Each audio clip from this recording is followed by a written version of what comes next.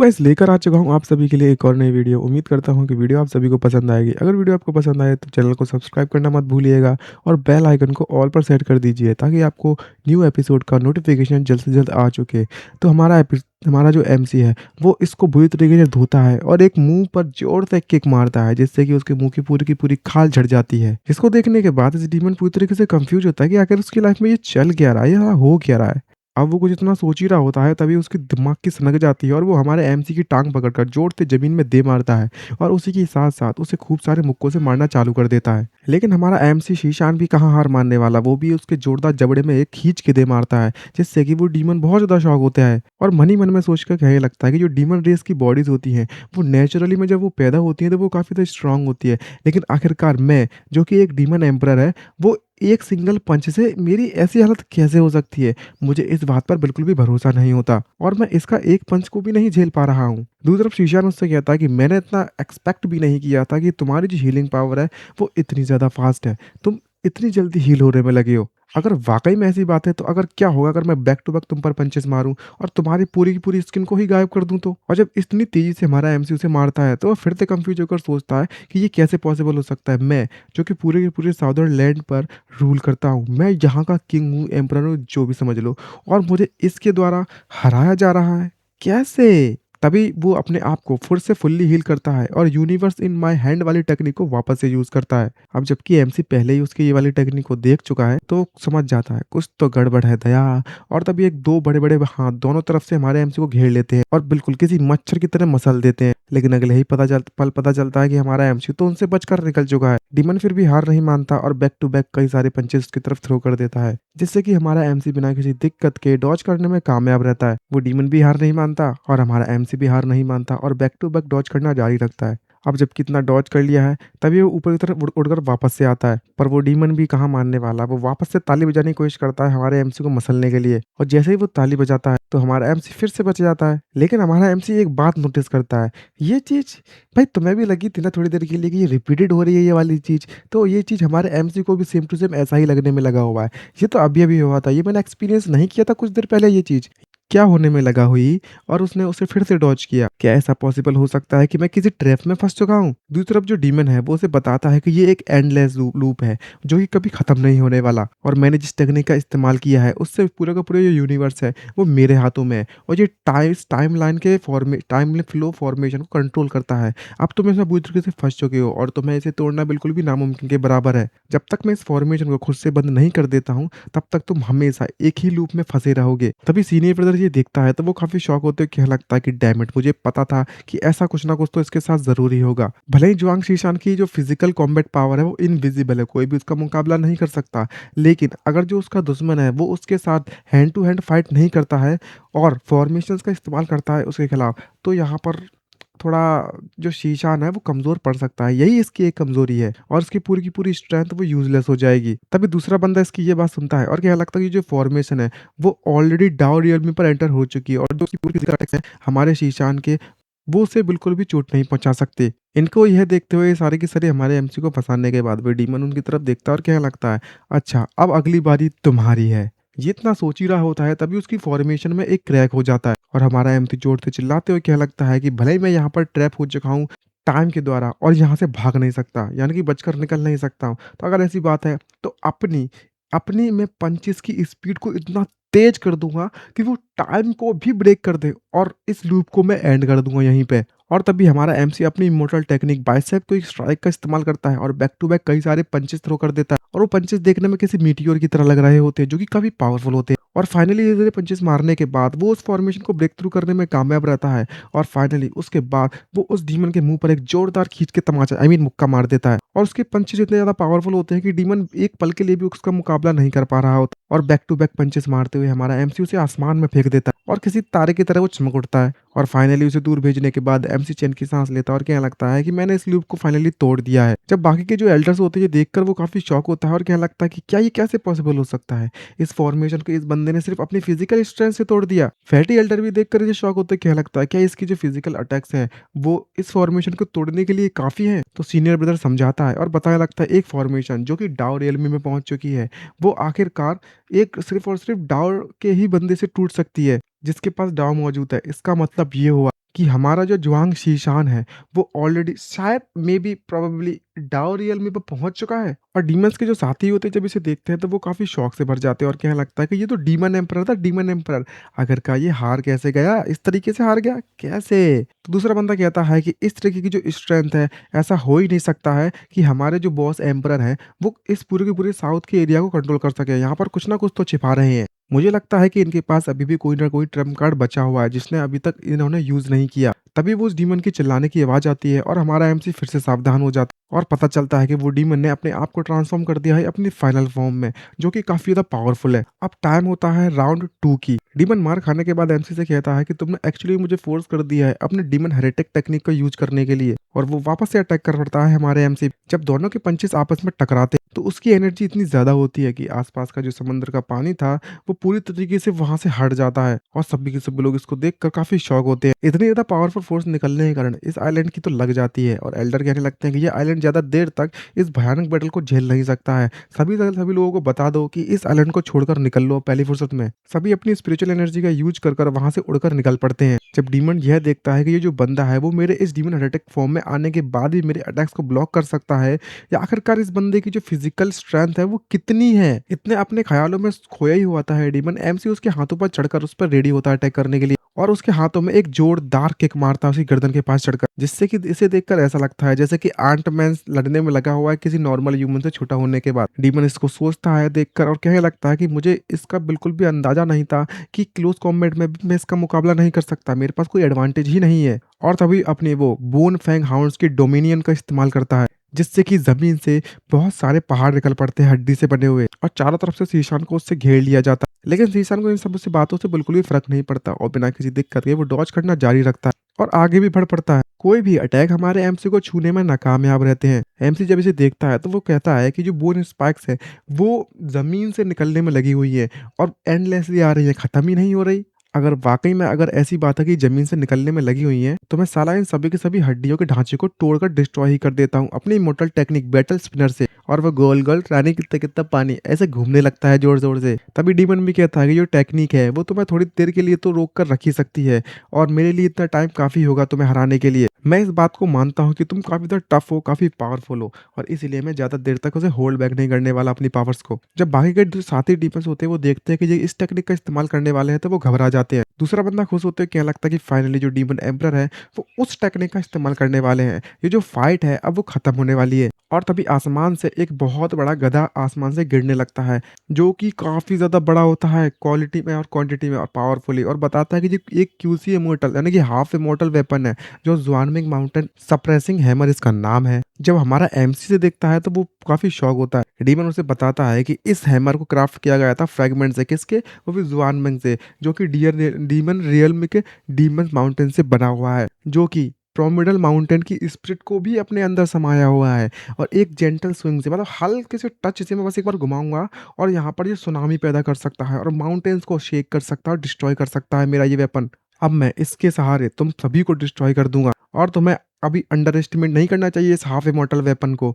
अगर ये वाकई में सीक्रेट रियल्मी के सप्रेशन के लिए नहीं होता 100 ईयर्स एगो, तो मेरे जो ब्रदर का वेपन है वो तुम्हें एक झटके में पूरी तरह से वाइप आउट कर देता और तुम उस डैगर से ही मर चुके होते अब तक। और आज मैं तुम्हें एक ऐसा एक्सपीरियंस दिलवाऊंगा इस true divine power half immortal weapon का, जिसका तुमने आज तक सामना नहीं किया होगा। हमारा एमसी इसको देखकर पूरी तरह से कंफ्यूज और सोचने लगता है। तभी वो वेपन है वो हमारे एमसी से टकराता है और वहां पर एक बहुत ही ज्यादा जोरदार वेव पैदा होती है। डीमन इसको देखकर काफी खुश होता है और कहने लगता है कि ये जो मूव है वो ग्रेविटी के लॉ को अपने अंदर समाता है और थाउजेंड ऑफ माउंटेन्स का जो वेट है वो इसके पावर के अंदर है। कोई फर्क नहीं पड़ता कि तुम्हारी बॉडी कितनी ज्यादा स्ट्रांग और कितनी ज्यादा पावरफुल है, लेकिन तुम इसको बिल्कुल भी झेल नहीं पाओगे। तभी एमसी मुस्कुराता है और उससे क्या लगता है कि बस इतनी सी बात है, और हमें पता चलता है कि हमारा एमसी तो अपने डंबल को बाहर निकालकर उसके अटैक को रोकने में कामयाब भी रहता है। डीमन इसको देख के पूरी तरह से शॉक और हमारा एमसी मारता है रॉक। तो एमसी उसे बताता है कि मेरे बहुत बड़ा कोइंसिडेंस है, मेरा जो आइटम है वो भी अपग्रेड हो चुके हैं जैसे कि पहले कभी नहीं हुए थे,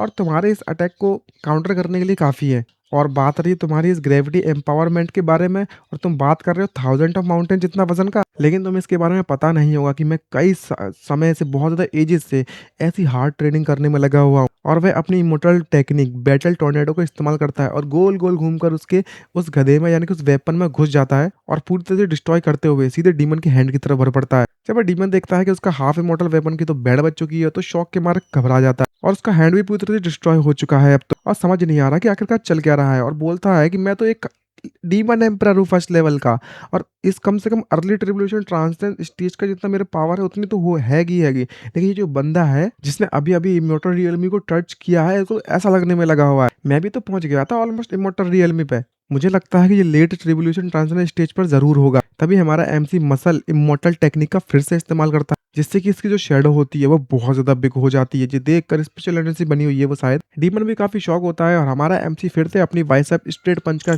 एक जोरदार खींच के मारता है उसके मुंह पे, जिसकी पावर इतनी ज्यादा होती है कि पूरा आसपास का इलाका भी पूरी तरह से साफ हो जाता है, भले वो पानी से ही क्यों ना भरा हो, और डीमन बिना कुछ सोचे समझे निपट जाता है और उसका कुछ भी नहीं बचता, और मरते मरते बस एक ही बात कहता है कि बड़ा भैया हमारा बदला ले लीजिएगा।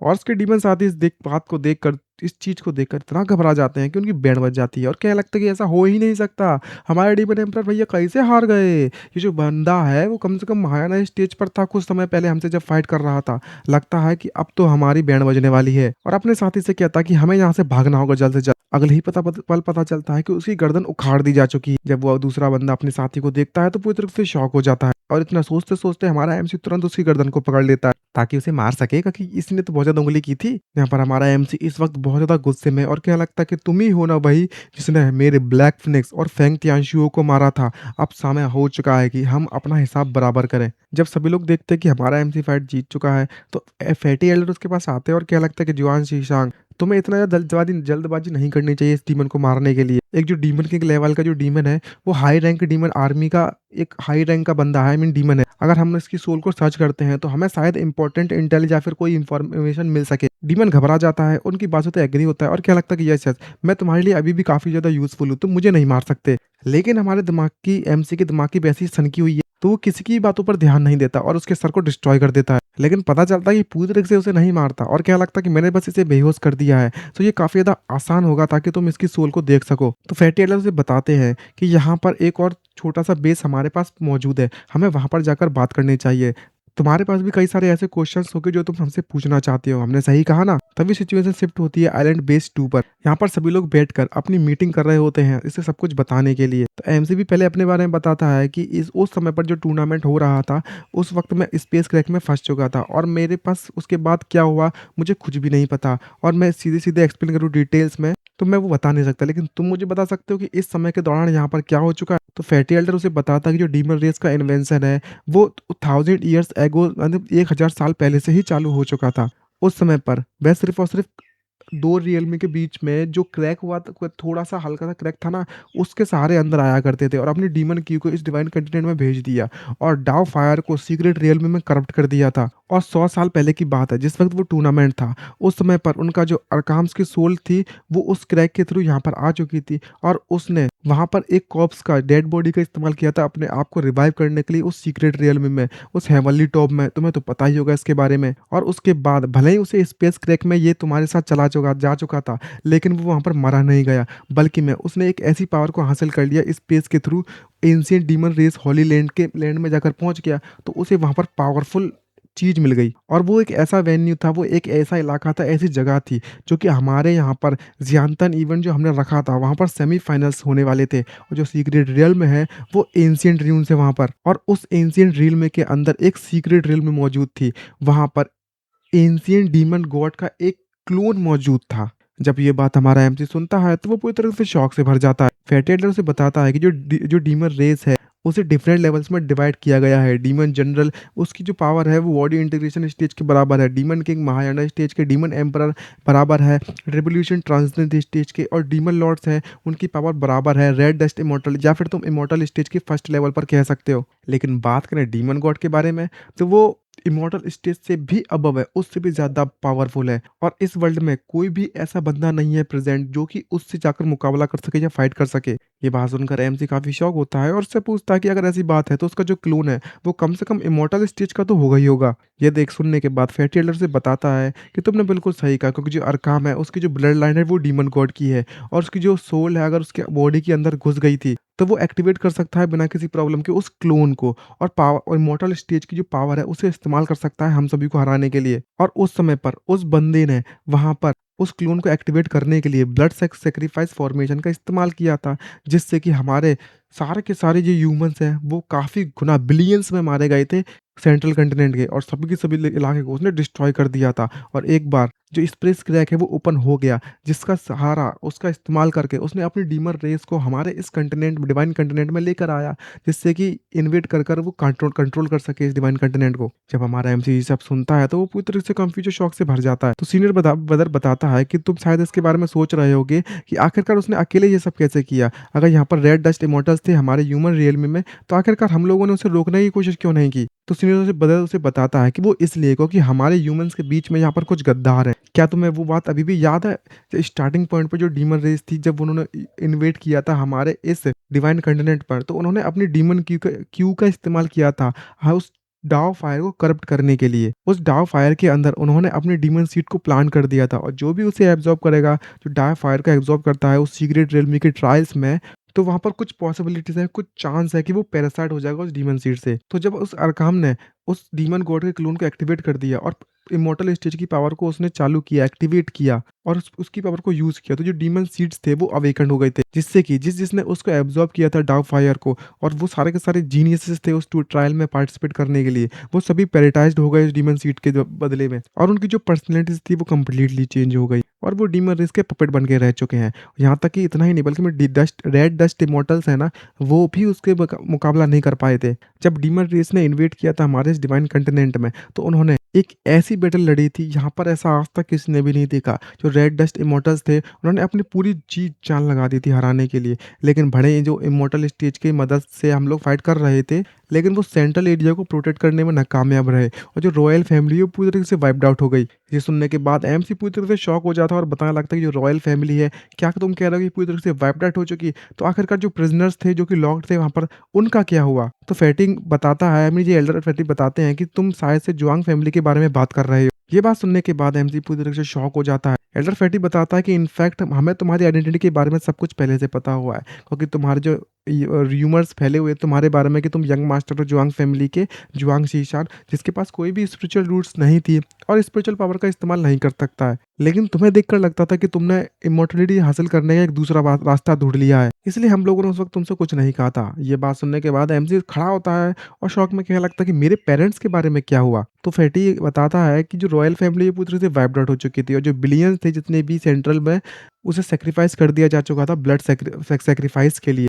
और वहाँ पर कोई भी जिंदा नहीं बचा। अब इसका अंदाजा तुम खुद लगा सकते हो। जब ये बात सुनता है तो हमारे एमसी की फैमिली अब जब डिस्ट्रॉय हो चुकी है, कंप्लीटली वाइप्ड आउट हो चुकी है, तो वो क्या ही सोचेगा? बेचारा एक जगह पर खड़ा भी नहीं हो सकता, और उसे बताता है मुझे लगा था कि मैं मेंटली प्रिपेयर्ड था ये सब न्यूज़ सुनने के लिए इस एरा में जब मैं आया था इस समय में, बट स्टिल अभी भी मैंने जब ये न्यूज़ सुनी तो मेरे शौक के मारे पैर हिल गए। जो रिजल्ट है मैंने बिल्कुल एक्सपेक्ट भी नहीं किया था। लिटिल मून उसे बताती है कि अगर वाकई में ऐसी बात हो, तभी उसके बाद जो डीमन रेस है उसने अपने पूरे के पूरे फौज को, आर्मी को एक्सपेंड करना चालू कर दिया सेंट्रल के आउटवर्ड्स है। तो जो ग्रैंड एल्डर शू और कई अदर ऐसे हैं जो उन्होंने रेजिस्ट करने की कोशिश की और उस दौरान मारे भी गए, और सिर्फ 20 साल के अंदर अंदर जो ह्यूमन वर्ल्ड है वो कंप्लीटली डीमन रेस के द्वारा ऑक्यूपाइड कर लिया जा चुका था, और बाकी के जो नेक्स्ट 100 ईयर्स है उन्होंने यानी कि डीमंस ने एनस्लेव्ड कर लिया था सभी ह्यूमंस को, ताकि वो स्पिरिचुअल ओर्स को माइन करने में उनकी मदद कर सके, ताकि जो वर्ल्ड की पूरी स्पिरिचुअल एनर्जी है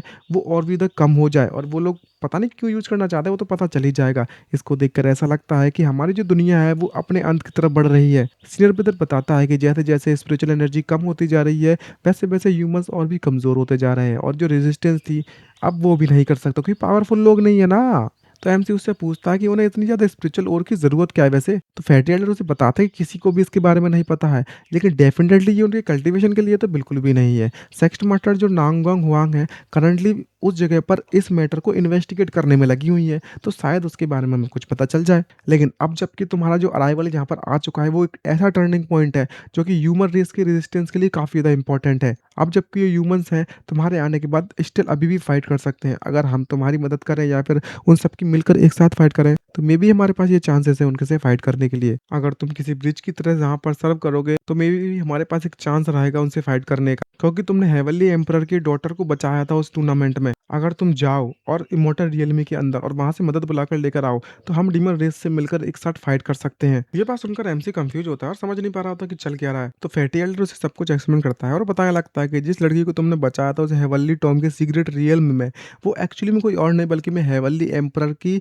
डॉटर है इमोर्टल रियलमी में। अगर तुम उनसे जाकर मदद मांगने की कोशिश करो, तो वो डेफिनेटली इस फीवर को तुम्हारी ज़रूर मदद करेंगे। ये सुनकर एमसी काफ़ी शॉक होता है और उससे पूछने लगता है कि इमॉर्टल रियल में क्या इसके लिए मुझे असेंड करने की ज़रूरत नहीं पड़ेगी क्या वहाँ पर जाने के लिए? तो फैटी एल्डर उसे बताता है कि जो इमॉर्टल रियल में है, वो और जो ह्यूमन रियल में है, वो 2 डिफरेंट वर्ल्ड है और वो एक-दूसरे का काउंटर पार्ट्स है, रिवर्स्ड है। मतलब एक नीचे है, तो एक आसमान में है। मतलब आईना लगा के या फिर मिरर लगा के देखोगे ना, तो एक तरीके से वैसे ही कुछ कहना चाहता है ये बंदा। और वो बताता है कि दोनों के दोनों रिवर्स्ड हैं डिवाइन कंटिनेंट के ईच अदर में देखा जाए तो, और एक दूसरे के ऊपर नीचे है अगर देखा जाए। जब तक कल्टीवेटर के पास इतनी ज़्यादा पावर एबिलिटी है मौजूद है, जो कि इस बैरियर को ब्रेक कर कर पास कर सके, तो वो फ्रीली बिना किसी दिक्कत के ट्रेवल कर सकता है दोनों रियलमी के अंदर बीच में। ऑफ कोर्स ये बात है, जो पावरफुल बीइंग है जो कि इमोर्टल रियलमी वाले हैं, वो इस तरह की रिस्ट्रिक्शन को बिल्कुल इग्नोर कर सकते हैं बिना किसी दिक्कत के। लेकिन करंट समय में जो पासेज है इमोर्टल रियलमी का, वो क्लोज हो चुका है और सिर्फ वहां पर पहुंचने का एक ही तरीका है कि हमें इस एंडलेस सी को क्रॉस कर कर जाना पड़ेगा। और इस ह्यूमन रियलमी के एंडलेस सी के बारे में बात करें, तो ये कनेक्टेड है हेवनली रिवर के बाउंड्री से, जो कि इमोर्टल रियलमी में पहुंचने का एक रास्ता है। अगर तुम इसे क्रॉस करने में कामयाब रहे, इस हेवनली रिवर पर पहुंचने में, तो शायद तुम एक बार इमॉर्टल रियलमी पे पहुंचने में कामयाब रहोगे। ये सुनकर एमसी भी काफ़ी कंफ्यूज होता है और बोलने लगता है कि एंडलेस सी, इसको देखकर तो ऐसा लगता है कि ये बहुत बहुत बहुत दूर है। मैं ये बस ये सोच रहा हूँ कि मुझे कितना समय लगेगा वहाँ पर पहुँचने के लिए। तो वो बताता है कि ये जो रेड डस्ट इमॉर्टल है, अगर वो नॉन स्टॉप फ्लाई करता है हर दिन और रात में, तो वो शायद से शायद 1 साल तो लग ही जाएगी पहुँचने में। ये सुनकर एमसी शॉक होता है और कहने लगता है कि जितने समय तक मैं वहाँ पर पहुँचूँगा, उतनी देर में तो सब कुछ ओवर नहीं हो जाएगा? तभी फैटी एल्डर बताता है, इसलिए हम लोग यहाँ पर आए हुए हैं। तुम्हें शायद इसके बारे में पता नहीं होगा, लेकिन जिस जगह पर हम खड़े हुए हैं, वो एक टेलीपोर्टेशन पोर्टल है, जो कि तुम्हें डायरेक्टली आइलैंड, जो उस एंडलेस सी के एज पर जो कोने पर बिल्कुल मौजूद है ना, क्लोजेस्ट आइलैंड, वहाँ पर तुम्हें टेलीपोर्ट कर देगा। उसके बाद तुम्हें खुद ब खुद फ्लाई कर जाना पड़ेगा। तो एमसी ये बात सुनकर पूछता है कि मेरे पास कितना ज़्यादा समय बचा हुआ है? तो वो बताता है कि तुम्हारे पास सिर्फ और सिर्फ 10 दिन बचे हुए हैं। ये सुनकर वो पूरी तरीके से शॉक और कंफ्यूज से भर जाता है, क्योंकि 10 दिन आखिरकार कैसे कर सकता हूँ? खैर वो सब ठीक है, 10 दिन तो मुझे ये बताओ कि मुझे कितना ज़्यादा और ज़्यादा रन कर जाना पड़ेगा वहाँ पे? तो फैटी एल्डर बताया था कि देखो, बचा-कुचा जो डिस्टेंस है, वो 1/4 तो होगा ही होगा टोटल के मुकाबले में। ये बात सुनकर वो शॉक हो जाता है और कहने लगता है कि यहाँ तक कि जो रेड डस्ट इमॉर्टल्स है, उसे कम से कम 3 मंथ तो लगेंगे वहाँ पर पहुँचने के लिए। तो तुम मुझे बताओ कि मैं 10 दिन के अंदर-अंदर कैसे करूँगा? दूसरे एल्डर्स बताते हैं कि 10 दिन के अंदर-अंदर जो डीमन रेस है, वो एक बार फिर से ब्लड सैक्रिफाइस रिचुअल को परफॉर्म करने वाली है, और वो इसके लिए 100 सालों से प्लानिंग करने में लगे हुए हैं, क्योंकि जो ब्लड सैक्रिफाइस है, वो पूरे के पूरे ह्यूमन रियल मी को कवर करने वाला है इस बार। यानी कि ये दुनिया खत्म होने वाली है। भाई 2026 में से दुनिया खत्म हो जाएगी? खैर हमारा एमसी क्या लगता है कि यहाँ पर हमारे पास समय बर्बाद करने के लिए है ही नहीं। इमीडिएटली मुझे वहाँ पर पहुँचा दो। तभी वह एक एक चीज़ पकड़ाता है और क्या लगता है कि तुम इसे अपने साथ लेके जाओ, और वो कुछ और नहीं बल्कि में एक कंपास होता है। फैटी एल्डर बताते हैं कि ये स्पिरिचुअल स्टोन्स है, हमारे पास सिर्फ इतना ही है कि हम एक ही बंदे को टेलीपोर्ट कर सकते हैं, और तुम इस कंपास को अपने साथ ले जाओ ताकि तुम एंडलेस सी में खो नहीं जाओ। ये सुनकर एमसी एग्री होता है और क्या लगता है कि तुम्हें एक्स्ट्रा केयरफुल रहना पड़ेगा। मैं डेफिनेटली वहाँ से रेनफोर्समेंट लेकर आऊँगा। फैटी एल्डर कहने लगता है कि ज़रा 1 मिनट रुको, यहाँ पर एक बहुत ज़्यादा इंपॉर्टेंट चीज़ है, मैं तुम्हें एक बार याद दिलाना चाहता हूँ और कहना चाहता हूँ, चाहे तुम्हें कुछ भी हो जाए, तुम उस एंडलेस सी का जो एज है, उसे क्रॉस करने की हिम्मत बिल्कुल भी मत दिखाना, क्योंकि वहाँ पर कुछ नहीं बल्कि में एक अननोन वॉइड है। कोई भी रेड डस्ट इमॉर्टल है, उसने आज तक उस इलाके को एक्सप्लोर करने की कोशिश भी नहीं की है, और ना ही कभी वहाँ से ज़िंदा बचकर आ चुका है जो भी वहाँ पर जा चुका है। एमसी इस बात से एग्री होता है और कहता है कि मुझे टेलीपोर्ट करो अभी के अभी। एल्डर फैटी बोलता है कि जो ह्यूमन रियलमी का जो फ्यूचर है, अब वो सिर्फ तुम्हारे हाथों में है। सीनियर ब्रदर बोलते हैं कि तुम्हें सावधान रहना पड़ेगा जूनियर ब्रदर, और लिटिल मून भी उसे चीयरफुल देती है, आई मीन उससे कहती है कि तुम बिल्कुल केयरफुल रहना शीशान। और तभी वो टेलीपोर्टेशन फॉर्मेशन एक्टिवेट हो जाती है और जब ऐसा होता है तो पूरा का पूरा इलाका धुएं से भर जाता है। फैटी एल्डर देखकर घबराते बताते और उससे कहलाते गए अब हमारे पास सिर्फ और सिर्फ इंतजार करना है सेक लीडर के न्यूज के आने का। दूसरी तरफ हमें एक मोमबत्ती को बुझते हुए दिखाया जाता है जहां पर पता चलता है कि ये तो वही अकराम डीमन है जिससे हमारे एमसी का मुकाबला हुआ था टूर्नामेंट में। और बताता है कि यहाँ पर अब मेरे ब्रदर की जो सोल है उसका बिल्कुल एक एक ट्रेस भी नहीं बचा हुआ है। इसका मतलब ये हुआ कि वो कंप्लीटली डिसअपियर्ड हो चुका है इस दुनिया से। और एक ट्रिब्यूलेशन ट्रांसलेशन स्टेज की जितनी इसके पास पावर थी साउदर्न रीजन में हमने पूरी तरीके से वैपडेट कर दिया है उन सभी पावरफुल लोगों को। किसके पास इतनी पावर हो सकती है वो कंप्लीटली इस अरकाम की एग्जिस्टेंस को इरेज कर सके। तभी पता चलता है कि वो डीमंस की मीटिंग में बैठा हुआ था और सभी डीमन से कह रहा होता है ले में जो साउदर्न रीजन तुम्हारे कोऑपरेटिव जडिफिकेशन के अंदर आता है ना, क्या तुम्हारे पास यहाँ पर कुछ भी कहने के लिए नहीं है। तभी ये बताता है कि तुमने बिल्कुल सही कहा, यहाँ पर काफ़ी स्ट्रॉन्ग कल्टिवेटर्स हैं लेट रिवोल्यूशन ट्रांजिटेंट स्टेज के साउदर्न रीजन में। बट यहाँ पर सिर्फ और सिर्फ एक ही पर्सन है जिसका नाम तांग ही है जो कि सीनियर डिसिपल है यूलियन इमोर्टल सेट का। भले ही उसकी जो कल्टीवेशन है वो सिर्फ और सिर्फ लेट महायाना स्टेज पर है, लेकिन ये अभी भी फॉर्मेशन में काफ़ी ज़्यादा स्किल्ड बंदा है। इसका मुकाबला कोई भी नहीं कर सकता। तो मे भी ऐसा हो सकता है कि फॉर्मेशन का इस्तेमाल कर कर पॉसिबली एक किलिंग फॉर्मेशन क्रिएट कर दी होगी जिसकी power level peak tribulation ट्रांसटेंट stage पर हो गई होगी। ये सुनकर वो थोड़ा सोचता और कहने लगता है कि जो जो अरकाम था वो एरोगेंट था और रेकलेस भी, तो डेफिनेटली पॉसिबल हो सकता है कि वो ट्रिक्ड कर दिया जा चुका था उस बंदे को ताकि उसे फॉर्मेशन का इस्तेमाल कर वाइब्रेट किया जा सके। खैर इसके बारे में भूल जाओ अब, जबकि जो पूरी की पूरी जो ह्यूमन रियल में है उसे हम लोग सेक्रीफाइस करने वाले हैं और पूरी तरीके से सबको डिस्ट्रॉय करने वाले हैं। और उसके बाद हमारे जो गॉड निबिरू हैं वो यहाँ पर आएंगे। हम जिन्हें वर्शिप करते हैं वो जल्दी डिसेंड करने वाले हैं हमारे इस वर्ल्ड में। तो एक डीमन दूसरा पूछने लगता है कि आखिरकार हमारी इस सीक्रेट मीटिंग का पॉइंट क्या है। तो बताता है कि कंफर्म करना है उस लोकेशन के बारे में जहाँ पर हमारी जो फॉर्मेशन कोर्स हैं 5 कंटिनेंट्स में और उनको बचाने की जो डिफेंसिव फॉर्मेशन स्ट्रेंथ है उसे हमें बढ़ाना होगा।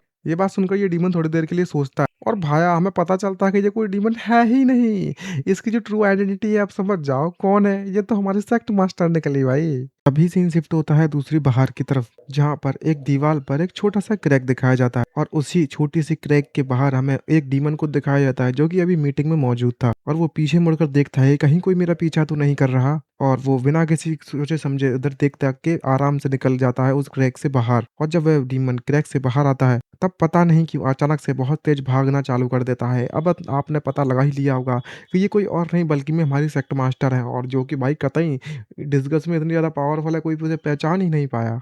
फुल स्पीड में यहाँ से भागना चालू कर देता है और कोशिश करता है कि जल्द से जल्द पहुंच जाए अपनी मंजिल पर। लेकिन सेक्ट मास्टर जब जा रहे होते हैं तभी एक उड़ता हुआ अटैक उसकी तरफ आता है और वो इतना पावरफुल होता है कि आसपास की पूरी जमीन को तोड़ ताड़ देता है। लेकिन किसी तरीके से सेक्ट मास्टर उसे देखने में कामयाब रहते हैं और बिना किसी प्रॉब्लम के डॉज कर देते हैं। तभी एक दूसरा डीमन आकर उससे कहने लगता है कि तुमने अभी अभी तो मीटिंग फिनिश की है और तुम्हें इतनी जल्दी पड़ी हुई है इस सिटी को छोड़कर बाहर जाने के लिए। आखिरकार जो लॉर्ड एटम है उन्होंने हमें ऑर्डर दिया है कि इस पूरी की पूरी सिटी को हम लोग लॉकडाउन में डाल देंगे। काफ़ी समय पहले ये कहा था। तुम्हें वाकई में ऐसा लगता है कि अगर तुम स्पिरिचुअल पावर का इस्तेमाल नहीं करोगे तो तुम इस सीक्रेट पैसेज का इस्तेमाल कर कर यहाँ से भागने निकलने में कामयाब रहोगे, किसी और कोई भी तुम्हें नोटिस भी नहीं करेगा।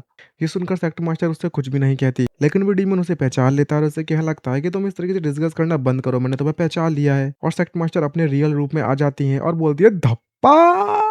खैर ये तो मेरी तरफ से एक मजाक था। डीमन उससे कहने लगता है कि अच्छा अच्छा अच्छा, ये नांगोंग हुआंग नहीं है क्या यूलिन इमोर्टल सेट की हेड या फिर सेक्ट मास्टर? क्या जो ह्यूमन रेस है उनके पास अब ज़्यादा लोग नहीं बचे हुए हैं जिसके लिए उन्होंने यहाँ पर अर्ली ट्रिब्यूलेशन स्टेज को स्पाई करने के लिए भेजा हुआ है हमारे ऊपर? अगर मुझे इसके बारे में पता नहीं होता सीक्रेट पासेज के लोकेशन के बारे में और यहाँ पर एडवांस में पहले से आकर यहाँ पर इंतजार नहीं कर रहा होता तो तुम शायद अपने मकसद में कामयाब भी हो जाती। ये बात सुनकर सेक्ट मास्टर घबराती हैं और कहने लगते कि अच्छा तो यहाँ पर एक और गद्दार मौजूद है जिसने हमारी लोकेशन के बारे में यानी कि मेरी लोकेशन के बारे में इन्फॉर्म कर दिया तुम्हें। और सिर्फ इतना ही नहीं बल्कि उन लोगों ने मुझे रोकने के लिए तुम्हें यहाँ पर भेजा हुआ है जो कि बरसरकर गेमा सेकंड लेवल डीमन एम्परर पर तुम्हारी पावर है। ये बात सुनकर डीमन उससे कहने लगता है कि जब बात क्रेडिट लेने की हो जाती है तो यहाँ पर कुछ ही ऐसे लोग हैं जो कि कम चाहते हैं कि भाई पूरा क्रेडिट तो हम पर ही आ जाए, हम किसी के साथ क्यों बाँटें? ये सुनने के बाद सेक्ट मास्टर एक आइटम निकालती है और कहने लगती है कि जैसा कि हमने उम्मीद की थी, जो मोस्ट डीमन्स होते हैं वो काफ़ी एरोगेंट होते हैं और अपने आप को पावरफुल समझते हैं और वो सील को निकालने के बाद आसमान की तरफ थ्रो कर देती है, जिससे कि उसका साइज़ बहुत ज़्यादा बढ़ने लगता है और वो इतना ज़्यादा बढ़ जाता है कि एक पूरे की पूरी माउंटेन को वो कवर कर लेती है सील। इसको देखकर डीमन कहने लगता है कि ये स्पेस आइसोलेटिंग आर्टिफैक्ट है। क्या तुम वाक़ई में मुझसे इस जगह पर फाइट करने के बारे में सोच रही हो? ये बात सुनकर वो काफ़ी खुश भी होता है और कहने लगता है कि अच्छा, तो यही तो मैं चाहता था आखिरकार। मैं इस बारे में चिंता कर रहा था कि अगर मैं तुम्हारे साथ फाइट करता हूँ, तो जो अदर डीमन्स हैं वो हमारे साउंड को सुनकर यहाँ पर आ जाएँगे और मेरे को उसके साथ शेयर करने में कोई भी दिलचस्पी नहीं है इन क्रेडिट्स को। और जैसे ही डीमन अटैक करता है, ये देखकर वो सेक्ट मास्टर पूरी तरीके से घबरा जाती है, शॉक हो जाती है। दूसरी तरफ हमें एंडलेस सी में दिखाया जाता है, जहाँ पर हमारा एमसी फुल रफ्तार में आगे की तरफ बढ़ने में लगा है और कहता है कि नहीं, मैंने अभी तक प्रॉपर मील भी नहीं ली थी जब मैं उस सीक्रेट रियल्म में घुसा था तब से, और मुझे बहुत ज़्यादा भूख लगी हुई है। मैं अपनी फुल पावर का इस्तेमाल भी नहीं कर पा रहा हूँ इस तरीके से तो। मुझे लगता है कि मुझे यहाँ पर खाने के लिए जो भी मिलेगा मुझे ले लेना चाहिए। और वो तुरंत एंडलेस सी के अंदर जाकर घुस जाता है ताकि कुछ मछलियाँ-वछलियाँ पकड़ सके। किसे पता आखिरकार इस एंडलेस सी के अंदर किस तरीके का विष छुपकर बैठा हुआ होगा। तभी उसे चमकता हुआ कुछ दिखाई देता है और सोचता है कि यह आखिरकार इस सी के अंदर से किस तरीके की लाइट चमकने में लगी हुई है। और पता चलता है कि यहाँ पर तो एक बहुत ही भयानक मछली आ गई है उसके सामने, जो कि हमारे एमसी को खाने के लिए रेडी होती है। लेकिन एक ही झटके में अगले ही पल पता चलता है कि ये तो हमारे एमसी का शिकार बन चुकी है और आग पर उसे पका के खाया जा रहा है। हमारा एमसी का यहाँ पर पेट भरता है, वो थोड़ा आराम करता है और कहता है कि जैसे कि उम्मीद की थी, जो फिश है इस डीप सी के अंदर वो वाक़ई में बहुत ज़्यादा टेंडर है। सीन शिफ्ट होता है इस सेक्ट लीडर के पास, जहाँ पर उन दोनों की फाइट चल रही होती है। एडीमन उससे कहता है कि मानना पड़ेगा, तुम्हारे पास कुछ स्किल्स तो मौजूद है, लेकिन तुम्हारे कल्टीवेशन के साथ तुम मुझे मारने में कामयाब नहीं रहोगी। जहाँ पर वो बताती है कि मैंने ऑलरेडी तुम्हें हेवनली सील के अंदर ट्रैप कर रखा गया है, जिससे पहले कि जब समय आएगा कि वो मुझे ढूँढ पाएँ, उससे पहले मैं ऑलरेडी इस न्यूज़ को बाहर पहुँचा चुकी होंगी। और वो इस सील के बाहर उड़कर बाहर निकल पड़ती है। बेचारा वो डीमन वहीं पर मारा जाता है। मारा नहीं जाता, एक तरीके से कैद हो जाता है, मारना इतना आसान नहीं है ना। और यहाँ पर भागते-भागते सेक्ट मास्टर मन-मन में सोचते हुए कह रहे होते हैं कि मैंने इसके बारे में सोचा भी नहीं था कि यहाँ पर उनका जो वो जो प्लान है, वो रिवर ऑफ टाइम को इन्वॉल्व करने का है। ये जो रियल में है, यहाँ तक कि रेड डस्ट इमॉर्टल है, वो भी हार्डली वहाँ पर अंदर घुस सकता है। चाहे कुछ भी हो जाए, हमें इस ब्लड सैक्रिफाइस रिचुअल को 10 दिन के अंदर-अंदर जो होने वाला है रोकना होगा।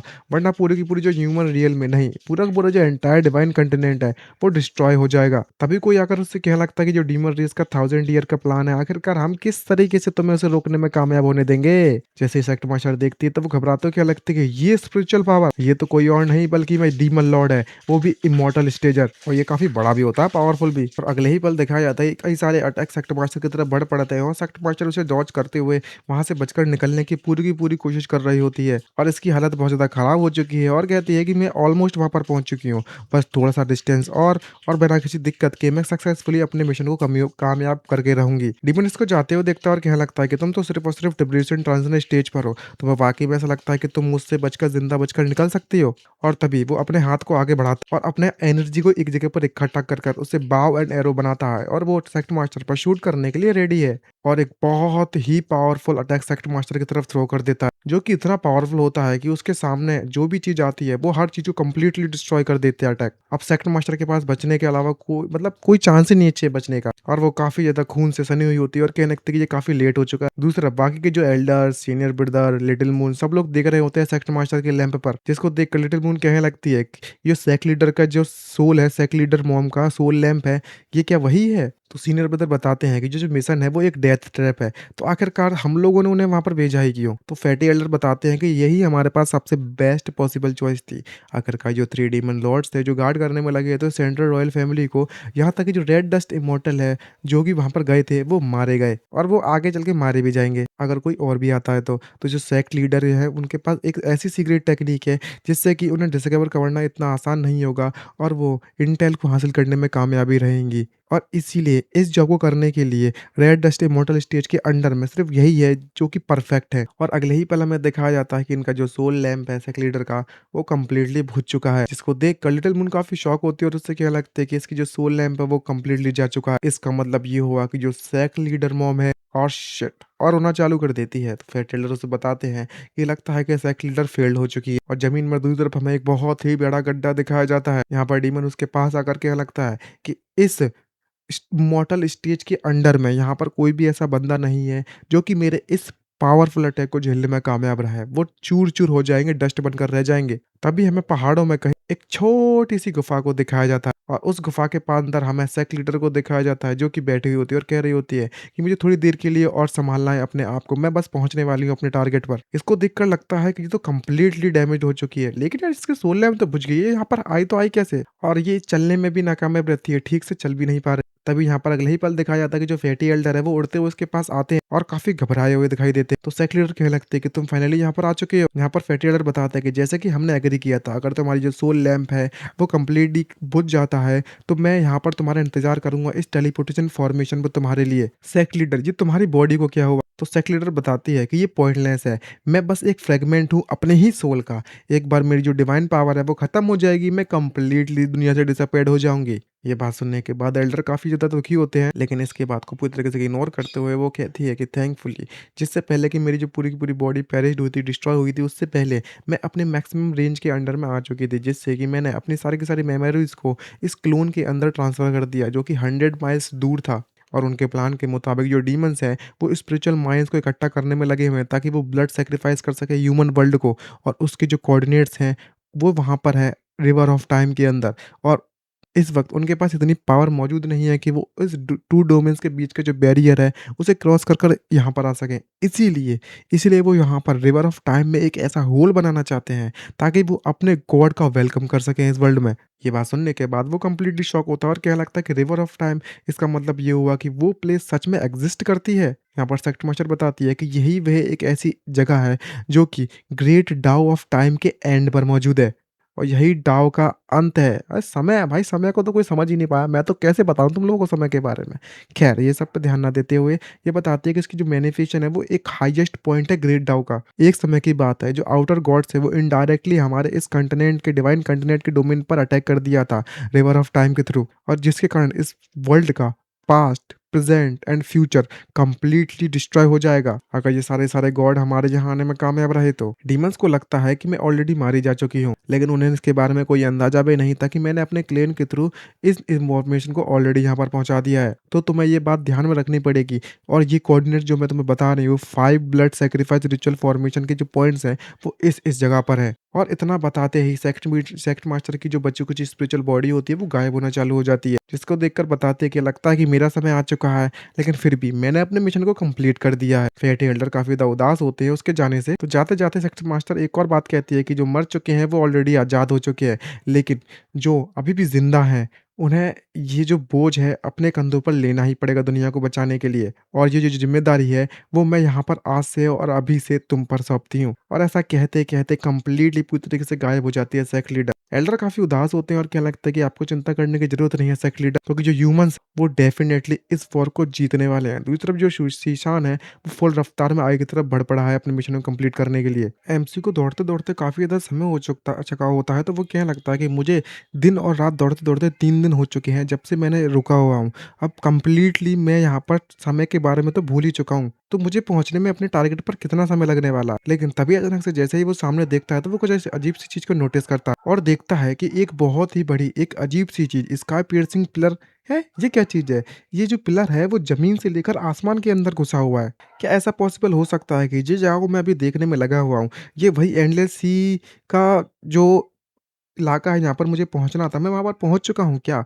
क्या ये मैं इतनी ज़्यादा फ़ास्ट क्रॉस कर गया एंडलेस सी को? ख़ैर मेरे पास इतना सोचने का समय बिल्कुल भी नहीं है। तो वो तुरंत उस पिलर पर चढ़ जाता है और सोचने लगता है कि अगर मैं इस पिलर को क्लाइंब करता हूँ, तो शायद मैं इम्मॉर्टल रियल्म पर रीच करने में पहुँचने में कामयाब रहूँ। चलो अब कोई ऑप्शन नहीं है, चलो शुरू करते हैं। मुझे ये भी जानना है कि आखिरकार इस एंडलेस सी के बाहर दूसरी तरफ क्या है? वो सोचता है कि एक बार चला जाए उस वर्ल्ड में, लेकिन अभी समय नहीं है उसके पास। एल्डर ने कहा था कि बहुत अननोन वर्ल्ड है उधर उस तरफ। अभी उस तरफ जो भी कुछ भी हो, अभी इम्पोर्टेंट बिल्कुल भी नहीं है। इस समय पर हमारे पास बहुत बड़ी परेशानी है डील करने के लिए, और अब वो फुल रफ्तार में उस पिलर के ऊपर चढ़ना चालू कर देता है, और जब वो चढ़ता है तो वहाँ की ग्रेविटी रिवर्स हो जाती है, और ऐसा करते ही वो एक इमॉर्टल रियल्म में पहुँच जाता है। यानी कि अब नीचे से आ रहा था तो उल्टा लटक जाता है एक तरीके से देखा जाए तो डिवाइन कंटेंस के हिसाब से, और फाइनली वो इमॉर्टल रियल में पहुंच जाता है, जिसको देखकर शॉक होता है कि यहाँ लगता है कि यहाँ की जो ग्रेविटी है वो अपसाइड डाउन टर्न हो चुकी है। और तभी वो अपने सामने एक बहुत ही बड़ा दरवाजा देखता है, जिसको देखकर वो कंफ्यूज होता है, सोचता है कि ये क्या है बे। तभी एक इमॉर्टल वहां पर बैठा होता है और कह रहा होता है कि किसकी इतनी हिम्मत हो चुकी है कि वो हमारे इमॉर्टल रियल में घुसने की कोशिश करे। और एमसी को तो ऐसे देख रहा है जैसे कि वो कोई चीटी वगैरह हो, और बोलता है ह्यूमंस फिर से आ चुके हैं।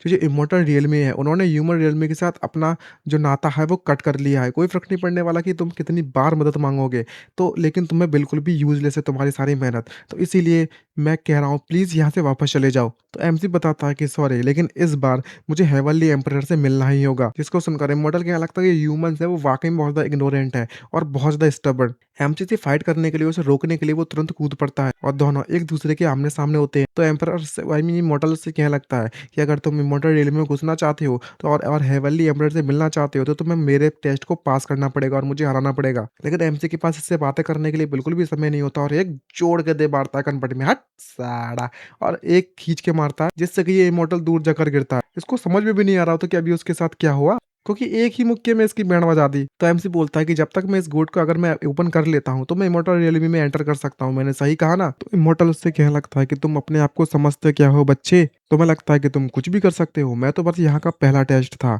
अब जो रियल टेस्ट है वो तुम्हारा स्टार्ट होने वाला है। और तभी हमारा एमसी धक्का मारकर दरवाजा खोलने लगता है और अपनी फुल फोर्स और पावर लगा देता है। और जब ऐसा होता है तो जो हेवनली एम्परर है, इमॉर्टल एम्परर है जो भी है, वो उसको नोटिस कर लेता है और कुछ ना कुछ तो, कि कोई इस दरवाजे को खोलने की कोशिश कर रहा है, और बताता है कि इतने ज़्यादा साल गुजर चुके हैं और फाइनली जहाँ पर कोई ऐसा बंदा है जो फिर से ट्राई करने में लगा हुआ है यहाँ पर आने की। तो दूसरा बंदा बताता है कि ये वापस से ह्यूमंस तो नहीं आ चुके हैं, आखिरकार वो ऑलरेडी गिव अप क्यों नहीं कर देते।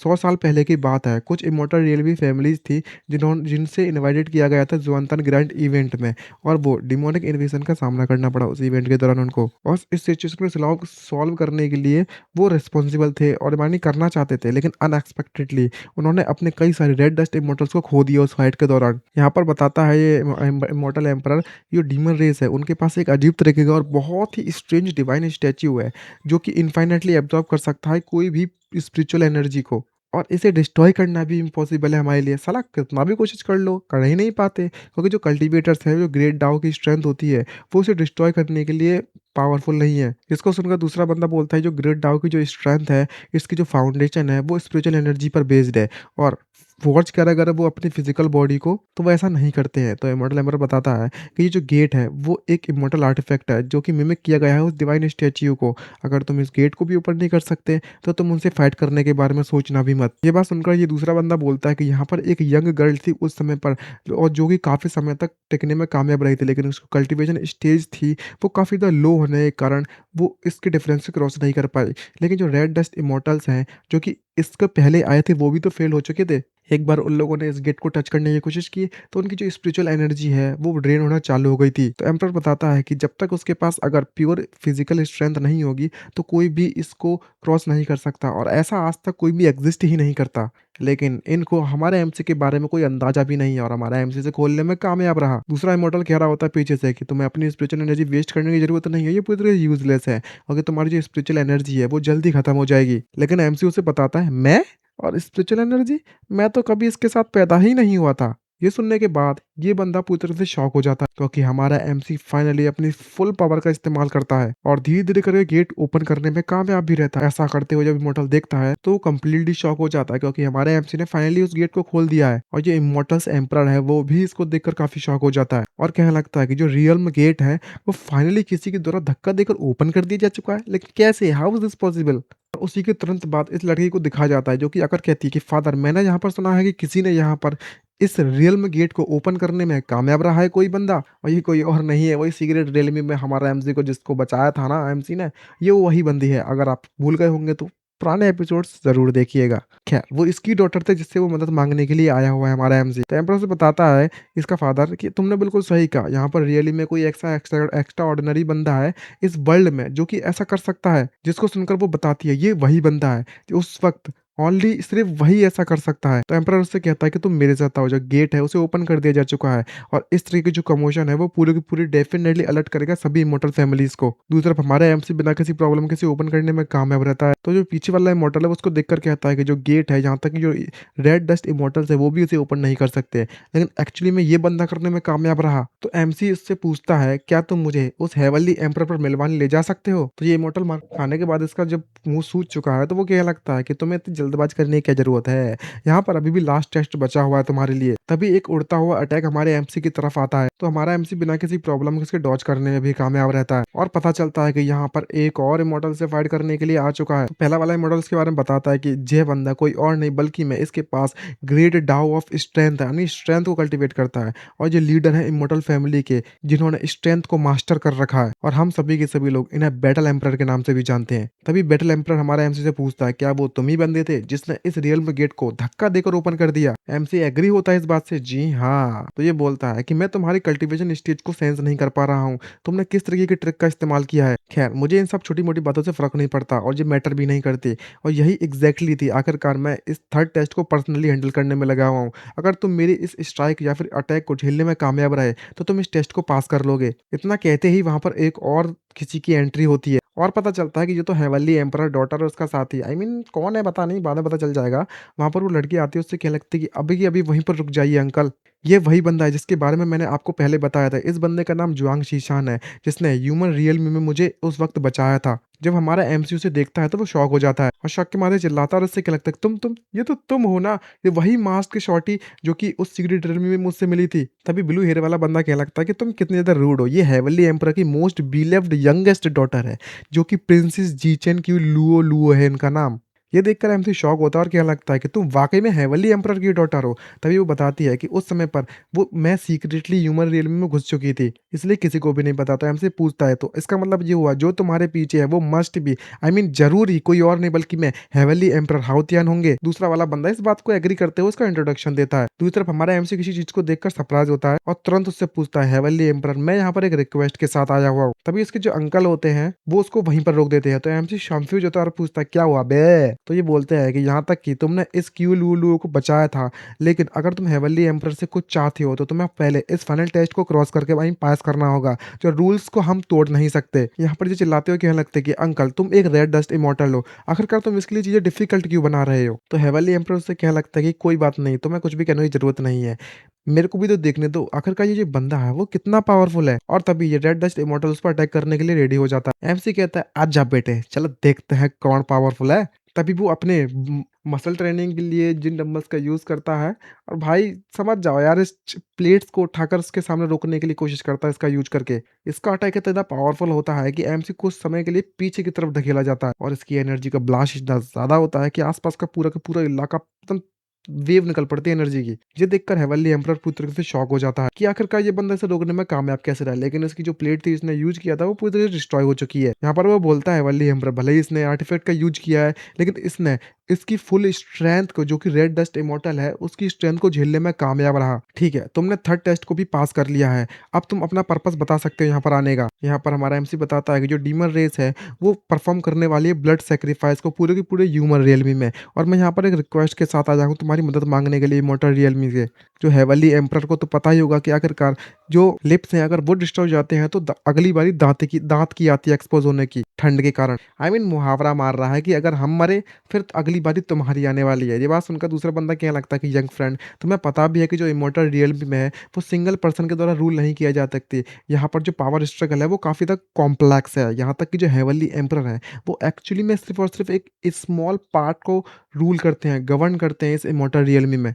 ये बात सुनकर ये हमारा एमसी भी शॉक होता है। ओ पॉलिटिक्स भैया, पॉलिटिक्स। यहाँ पर बताता है कि जो फैमिली से इस इमॉर्टल रियलमी की, जो कि बैलेंस को मेंटेन रखती हैं, अगर उन्होंने अपनी स्ट्रेंथ, अपने फाइटर्स को खो दिया, स्ट्रॉन्गेस्ट फाइटर्स को, तो यहाँ पर चांसेस है कि कंप्लीटली वाइप्ड आउट कर दिया जाएगा उन सभी को। जहाँ पर वो लड़की बताती है कि जो इमॉर्टल फैमिलीज हैं उन्होंने अपने रेड डस्ट इमॉर्टल्स को उस डीमन इन्वेंशन के दौरान डिस्ट्रॉय कर दिया था। आई मीन खो दिया था, जिसके कारण उन्हें पूरे कंप्लीटली सिर्फ़ 100 ईयर्स के अंदर-अंदर वाइप्ड आउट कर दिया जा चुका है। और मैंने अपने फ़ादर से भी मदद माँगी थी, लेकिन जो सिचुएशन को देखते हुए यहाँ पर कुछ भी ऐसी चीज़ नहीं है जो कर सकें। तभी हेवनली एम्परर बताते हैं कि अब सिचुएशन कंप्लीटली डिफरेंट हो चुकी है। मैंने अभी-अभी यहाँ पर सेंस किया है कि यहाँ पर कोई भी ट्रेस ऑफ स्पिरिचुअल एनर्जी नहीं है तुम्हारी बॉडी के अंदर, और शायद तुम्हारे पास कोई स्पिरिचुअल रूट ही मौजूद नहीं है। लेकिन तुम फिर भी फुल स्ट्रेंथ को, इस रेड डस्ट इमॉर्टल की पावर को झेलने में कामयाब रहे। तुम्हारी जो स्ट्रेंथ है वो एट लीस्ट ट्रिब्यूलेशन स्टेज पर तो ज़रूर मौजूद है। तुम्हें देखकर लगता है कि तुमने कोई ना कोई अल्टरनेटिव कल्टीवेशन पाथ को ज़रूर डेवलप किया है, जो कि स्पिरिचुअल एनर्जी पर डिपेंड नहीं होता है, सिर्फ और सिर्फ प्योरली फिजिकल स्ट्रेंथ पर डिपेंड होता है। और जो डीमन है जिनके पास स्टोन स्टेचू जो मौजूद है, जिसके बारे में पहले बात कर रहे थे, वो एब्जॉर्ब कर सकता है स्पिरिचुअल एनर्जी को इन्फिनेटली, और जो कि एब्सोल्यूट डोमिनेंस देता है हमारे ऊपर उनको, और हम उनका कुछ नहीं बिगाड़ सकते। और इसलिए हमने कभी भी हेल्प वहाँ पर भेजने की कोशिश भी नहीं की। लेकिन अब जबकि तुम यहाँ पर मौजूद हो, तो यहाँ पर हमारे पास फाइनली एक ऐसा पॉइंट है, हम जिसका इस्तेमाल कर सकते हैं उन्हें हराने के लिए। जहाँ पर ये अंकल बताते हैं कि जो हमारी फैमिलीज़ है वो अपनी अलायंस करेंगे, और हम यहाँ पर रेड डस्ट इमॉर्टल को भेजेंगे तुम्हारी मदद करने के लिए। जिससे कि हम उसे कम से कम आधे दिन तक तो रोक कर रख ही सकते हैं, और इस समय का इस्तेमाल करना पड़ेगा तुमको, ताकि तुम लोकेट कर सको उस स्टैच्यू को और डिस्ट्रॉय कर सको। एमसी ये बात सुनता और क्या लगता है कि अच्छा, तो मेरे पास सिर्फ़ और सिर्फ़ आधा दिन है। लेकिन एक मिनट, तुम कहना चाहते हो कि मुझे यहाँ पर आने में तुम्हें पता भी है कितना समय लगा, और तुम कह रहे हो कि आधा दिन? जहाँ पर ये बोलता है कि मैं एंडलेस सी को काफ़ी समय से देखते हुए आ रहा हूँ, और मैंने तुम्हें उसी मोमेंट पर नोटिस कर लिया था जब तुम टेलीपोर्टेशन पॉइंट पर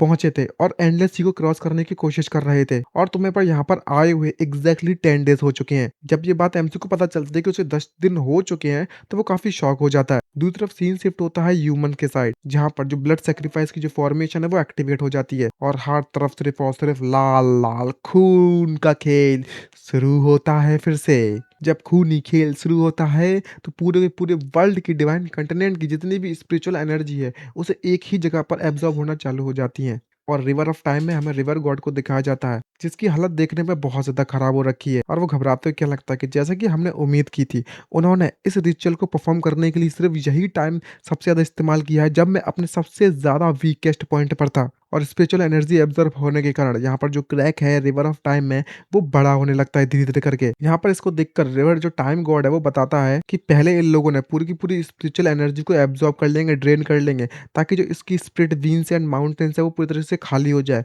और वो सैक्रिफाइस करेंगे लिविंग बीइंग्स को। जुआंग शीशान, तुम्हें जल्द से जल्द एक्ट करना होगा, वरना हमारा प्लान धरा का धरा रह जाएगा। दूसरी तरफ जो ह्यूमन्स वर्ल्ड्स में है, ह्यूमन देखते हैं कि उनकी स्पिरिचुअल एनर्जी एब्ज़ॉर्ब की जा रही है किसी चीज़ के द्वारा, और बोलते हैं कि अब जो फाइनल बैटल है हमारे ह्यूमन रेस की, वो फाइनली स्टार्ट होने वाली है। अगर हम लोग इस बैटल को हार जाते हैं, तो यहाँ पर कोई भी ह्यूमन्स नहीं बचेगा इस पूरे के पूरे डिवाइन कंटिनेंट में। सभी के सभी लोग कल्टीवेटर्स, मेरी बात सुनो, जो भी गोल्डन कोर और उससे भी अबव स्टेज के हैं, वो मुझे बैटलफील्ड में फॉलो करो। आज हम मरते दम तक लड़ेंगे, और जितने भी कल्टीवेटर्स हैं वो फाइट करने के लिए आगे बढ़ बढ़ते हैं, और जो ओल्ड मैन है वो भी इन सभी को लीड करते हुए एक जगह पर इकट्ठे हो जाता है। और यहाँ पर हमें red dust immortal Elder of the sword डाउ सेट को भी दिखाया जाता है, red dust immortal barbarian emperor को दिखाया जाता है, जो लिटिल मून है, फैटी एल्डर है, सभी के सभी कल्टीवेटर्स यहाँ पर आ चुके हैं फाइट के लिए। उनके अपोजिट टीम में हमें दिखाया जाता है डीमंस के लीडर को, डीमन के चेलों को, जो कि काफ़ी बड़े-बड़े साइज़ में आ चुके हैं। यहाँ पर ये डीमन कहता है कि लगता है कि जो इन्फॉर्मेशन है वो लीक्ड हो चुकी है,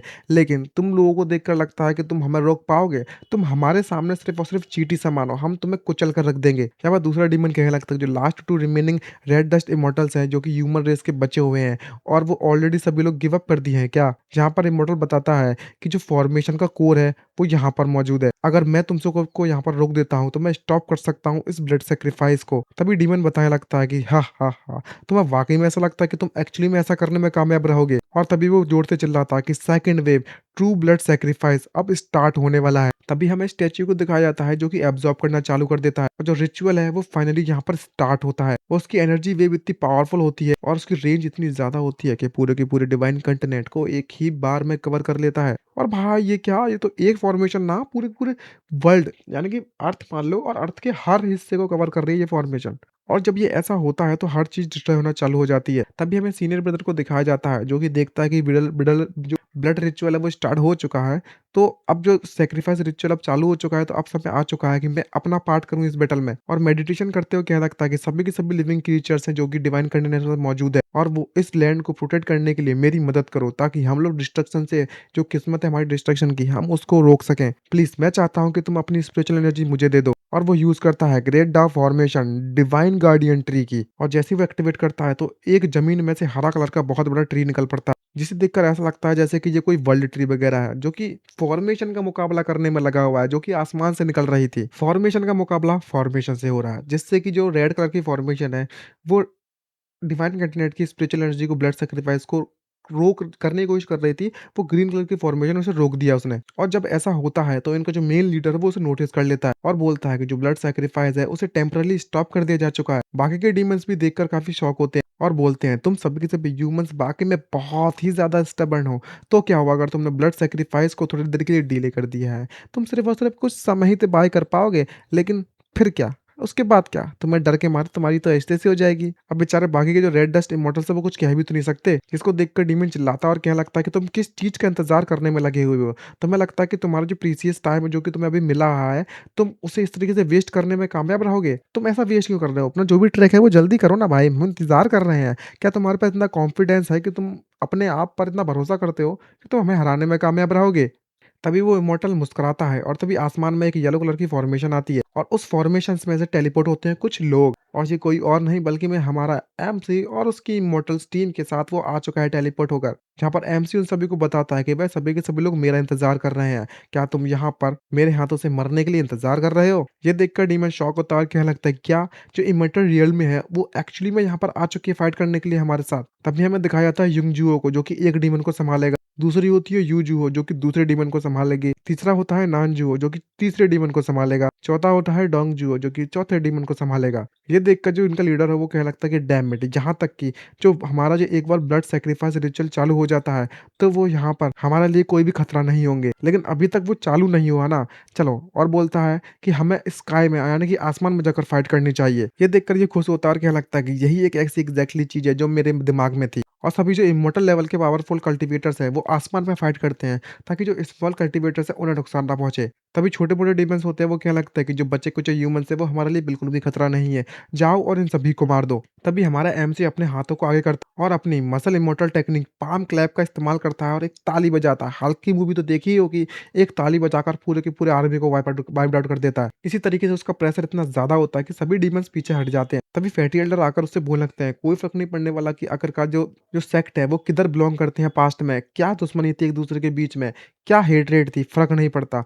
आज हम सभी ह्यूमन्स हैं और ह्यूमन रेस के फ्यूचर के लिए हम सभी को यहाँ पर फाइट करनी होगी, और अटैक करने के लिए रेडी हो जाते हैं और कूद पड़ते हैं फाइट में। और अब इन दोनों के बीच में, 2 टीम्स के बीच में, ह्यूमन्स एंड डेविल्स के बीच में फाइट स्टार्ट होना चालू हो जाती है, जो कि इतना घमासान युद्ध था कि भाई साहब हर जगह सिर्फ तबाही, तबाही, ब्लड, ब्लड। कुछ डीमन्स तो अपनी टेक्निक का इस्तेमाल करते हैं। भाई ऑक्टेवियस की याद आ गई इसको देखने के बाद, ह्यूमन इसका मुकाबला नहीं कर पा रहे होते। तभी अचानक से वहाँ पर हमारे जो पेन वाले भैया आते हैं, जो कि किसी की भी सेंसेस को डिस्टर्ब कर दे, और वो अपनी इस डुअल फॉर्म स्लैश टेक्निक का इस्तेमाल करता है। तभी वहाँ पर जो हमारी लिटिल मून है वो वहाँ पर चढ़कर उन सभी के सभी डीमंस को एक-एक करके धोना चालू कर देती है गंदी तरीके से। दे भाई दे, दे, दे! और एक जोरदार किक मारती है उसके सर पर, जिससे कि उसकी तैसे-तैसे हो जाती है, और वो टेक्निक का इस्तेमाल कर रही है जो कि हमारे एमसी ने उसे सिखाई है। जो युद्ध है वो काफ़ी तक घमासान हो चुका है। सीन शिफ्ट होता है इमॉर्टल्स के बीच में फाइट में। यहाँ पर वो कहता है कि जो डेमोनिक डाउ हेवनली पनिशमेंट टेक्निक का यूज़ करते हुए, जिससे कि पूरा का पूरा जो आसमान है वो रेड कलर और ब्लैक के स्मोक से घिर जाता है। ये किसी मीटियोर टेक्निक की तरह है। यहाँ पर देखकर दूसरा इमॉर्टल कहने लगता है कि अगर न इस बंदे ने इस तरीके की टेक्निक का इस्तेमाल कर लिया, तो इसका इफ़ेक्ट इतना ज़्यादा रहने वाला है, इसके जो नीचे जो लोग फाइट कर रहे हैं नॉर्मल कल्टीवेटर, उनकी कैज़ुअलिटीज़ बहुत ज़्यादा हो जाएँगी। आखिरकार ये बंदा एक्चुअली में अपने ही पीपल के, अपने ही लोगों के बारे में बिल्कुल भी चिंता नहीं करता। इसके खुद के लोग डिस्ट्रॉय हो जाएँगे इस तरीके से तो। तभी जो एल्डर होते हैं वो अपनी क्वीन स्वॉर्ड फॉर्मेशन का इस्तेमाल करते हैं और चारों तरफ एक फॉर्मेशन बन जाती है स्वॉर्ड से, और वो रोकने की कोशिश करते हैं इस बड़े से मेटियोर को। और तभी वहाँ पर जोर से एक जोरदार धमाका होता है, जिससे कि बड़ा मीटेओर तो टूट जाता है, लेकिन उसके जो छोटे-छोटे टुकड़े हैं, वो नीचे की तरफ गिरने लगते हैं, जिससे कि जो भी उसकी चपेट में आता है, वो मारा जाता है कंप्लीटली, चाहे वो डीमन्स हो, चाहे वो ह्यूमन्स हो। एमसी इसको देखकर शॉक होते हुए कहने लगता है कि जो डीमन रेस है, वो उनके पास स्ट्रॉन्ग फिजिकल बॉडी है। इस तरह के जो अटैक्स हैं, वो ह्यूमन्स को ज़्यादा नुकसान पहुँचाएँगे। और उन सभी को बचाने के लिए हमारा एमसी आगे बढ़ता है और दे धनाधन पंच पे पंच मारने लगता है। इमॉर्टल टेक्निक बाइसेप्ट रैपिड पंच का टेक्निक का इस्तेमाल करता है, जिससे कि जितने भी टुकड़े आ रहे थे वो कंप्लीटली डिस्ट्रॉय हो जाते हैं। तभी फैटी एल्डर उसके पास आता है और बुलाता है हमारे एमसी को, जुआंग शीशान, ये लड़ाई तुम्हारी नहीं है, ये बैटलफील्ड तुम्हारी नहीं है, तुम्हारे पास इंपॉर्टेंट मिशन है। भले ही जो ब्लड सैक्रिफाइस फॉर्मेशन है वो उससे सप्रेस कर लिया जा चुका है, लेकिन यहाँ पर अभी भी जो कुछ बची हुई स्पिरिचुअल एनर्जी है उसे एब्जॉर्ब किया जा रहा है इस एयर से। हम ज्यादा समय तक टिक नहीं पाएंगे, तुम्हें जाकर उसे रोकना होगा। एमसी समझ जाता है और फुल रफ्तार में बढ़ पड़ता है उसे रोकने के लिए। और एल्डर चिल्लाता है कि एक बात का ध्यान रखना कि जो सप्रेशन है फॉर्मेशन का, वो उसके पास टाइम लिमिटेड है। एक बार जो फॉर्मेशन रिस्टार्ट हो जाएगी तो यहाँ पर कोई भी ऐसा तरीका नहीं होगा जिससे कि हम उससे फाइट कर सकें। तभी एक और डीमन आता है और कहने लगता है कि मैं तुम्हें यहाँ से जाने नहीं दूंगा। लेकिन लिटिल मून आती है और उसके चेहरे पर एक जोरदार किक मारती है और बोलती है, तुझे तो मैं संभालूंगी रे, मैं फाइट करेगी रे। शीशान तुम जाओ और से फाइट करो। हमारा एमसी अपने मिशन को कंप्लीट करने के लिए आगे बढ़ पड़ता है और फुल रफ्तार निकलता है। तभी यहाँ पर वो गद्दार आ जाता है जो कि डीमन सीड का शिकार हो चुका है। वो कहता है कि काफी समय बाद मिले जवांग शीशान। एमसी पहचानते हो क्या लगता है कि जियान वुजुए, हा हा हा, तो तुम्हें भी करप्ट किया जा चुका है। तो ये बोलता है कि मुझे घंटा फर्क नहीं पड़ता इन सभी के बारे में, इस मूवमेंट पर मैं बस तुमसे फाइट करना चाहता हूँ और देखना चाहता हूँ कि कौन सबसे बेटर है। एमपी तुरंत उसे इग्नोर करता है और कहने लगता है कि मेरे पास फालतू का टाइम नहीं है वेस्ट करने के लिए तुम्हारे ऊपर, जाओ और किसी और से जाकर लड़ो। ये देखकर ये मुस्कुराता है और उससे कहने लगता है कि तुम्हें वाकई में ऐसा लगता है कि तुम मेरे चंगुल से बचकर भागने में कामयाब रहोगे। और वो तुरंत हमारे एमसी पर अपनी स्वॉर्ड से पीछे से अटैक करने के लिए कूद पड़ता है ताकि वो हमारे एमसी को किसी तरीके से रोक सके। और उसका जो अटैक है वो उसकी गर्दन पर लगता है एमसी के। लेकिन अगले ही पल पता चलता है कि हमारा एमसी तो वहां पर बस एक छोटा सा इल्यूजन था और कुछ भी नहीं, जिसके देखकर वो पहचान जाता है और कहने लगता है कि हो, तो ये तो वही इल्यूजन है ना। तभी ये समझता है, एक मिनट, ये कोई इल्यूजन वगैरह नहीं है, बल्कि में मेरी जो सेंसेस हैं उनके साथ किसी ने पंगा कर दिया है और मेरे सेंसेस मैच्ड अप हो चुके हैं। और ये समझ जाता है कि ऐसा करने वाला सिर्फ और सिर्फ एक ही बंदा है और बोलता है कि तुम छुपना बंद करो। तुम ही एक ऐसे बंदे हो पूरे के पूरे कंटिनेंट में, डिवाइन कंटिनेंट में, जो कि इस तरीके की एबिलिटी का इस्तेमाल कर सकते हो। अब बाहर आ जाओ फटाफट से फाइट करने के लिए। जहाँ पर ये बंदा बाहर आता है और बोलता है, जैसा कि हमने उम्मीद किया था सीनियर ब्रदर के साथ, जो पूरे की पूरे मेरा हिडन ऑरा था, जिसे मैंने छुपाने की इतनी ज़्यादा कोशिश की थी, तुम उसे ढूँढने में भी कामयाब रहे और मुझे तुमने आसानी से पकड़ लिया। जहाँ पर ये काफ़ी गुस्से में होता है और कहने लगता है कि तुम हमेशा से पेशेंट रहे थे और हम्बल सही थे हमारे इस सेक्ट में। लेकिन मैं वाक़ई में इस बात को लेकर काफ़ी ज़्यादा क्यूरियस हूँ कि आखिरकार तुम्हारी जो स्ट्रेंथ है वो कितनी पावरफुल है? क्या मैं तुमसे मुकाबला कर सकता हूँ? क्या मैं तुम्हें हरा पाऊँगा? या तुम मुझसे पावरफुल हो या मैं तुमसे ज़्यादा पावरफुल हूँ? और फाइनली इन दोनों के बीच की जो बैटल है वो यहाँ पर स्टार्ट हो जाती है और एक-दूसरे को धोना चालू कर देते हैं ये दोनों के दोनों। और जब दोनों फाइट कर रहे होते हैं, एक की ब्लू और एक की रेड पावर, इतना ज़्यादा पावरफुल होती है कि आस-पास के छोटे-मोटे माउंटेन्स हैं वो तो वहीं पर कंप्लीटली डिस्ट्रॉय हो जाते हैं। खैर इमॉर्टल्स की बात अलग है, इनकी फाइट की लेवल इतना ही है। दूसरी तरफ हमारा एमसी इन सभी को इग्नोर करता है और अपने मिशन को कंप्लीट करने के लिए आगे बढ़ता है और वो नोटिस करता है कि आखिरकार जो स्पिरिचुअल एनर्जी है वो जा कर रही है लेकिन हवा में गायब हो जाती है, जिसको देखकर वो कंफ्यूज हो जाता है और सोचता है, यहाँ पर क्या चलने में लगा हुआ है, जो स्पिरिचुअल एनर्जी है वो यहाँ पर डिसअपियर्ड क्यों हो चुकी है, कुछ समझ ना आया मुझे। तो वो हवा को महसूस करता है और क्या लगता है कि जो डायरेक्शन है स्पिरिचुअल एनर्जी की, जो गाइडेंस यहाँ पर मुझे रख पहुँचाया है, वो गलत तो हो नहीं सकती। यहाँ पर कुछ तो गड़बड़ है। क्या मुझे ऐसा लग रहा है कि यहाँ पर सील कास्ट की गई है और इस जगह को छुपाया गया है ताकि मैं इसे देख ना पाऊँ? लेकिन पिछले समय, पहले एक समय की बात है, उस समय पर मैं बिना किसी दिक्कत के टॉप ग्रेड सोर्स स्टोन को भी देख सकता था अपनी इन आँखों से।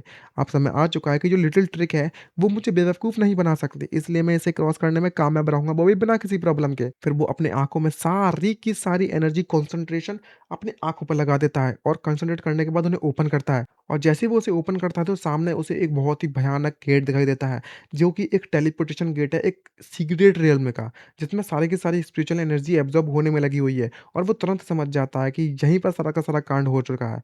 और इसी के साथ मैं इस पार्ट की एंडिंग यहीं पर करना चाहूँगा। उम्मीद करता हूँ कि वीडियो आप सभी को पसंद आई होगी। पसंद आई होगी तो वीडियो को लाइक एंड चैनल को सब्सक्राइब करना मत भूलिएगा और प्लीज़ गाइस बेल आइकन को ऑल पर सेट कर दीजिए, ताकि हमारी जो नोटिफ़िकेशंस है वो आप पर जल्द से जल्द पहुँच जाए जैसे ही हमारी नेक्स्ट वीडियो आएगी। और मैं जल्द से जल्द ट्राई करूँगा नेक्स्ट वीडियो तुरंत आ जाए। तो प्लीज़ यार बस एक ही रिक्वेस्ट करूँगा कि भाई कर दो यार फॉलो। तो सी यू नारा साइनिंग आउट। Bye bye.